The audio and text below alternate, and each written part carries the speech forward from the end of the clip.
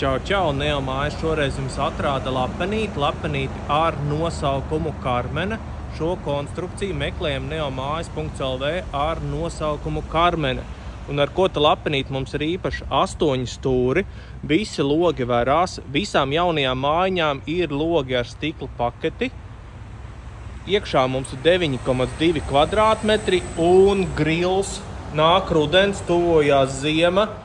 Gribam grillēt gaļu, zīvi, dārzeņus un tā tālāk. Grils ir vienkārši fantastika.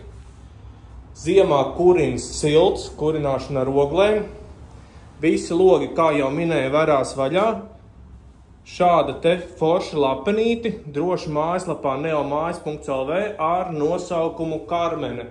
Skatāmies, un šogad vēl varam paspēt uzcelt šo mājiņu. Mājiņai ir 2 varianti. Ir ar 4 lodziņiem, 2 logi un 3 sieniņas slēgtas.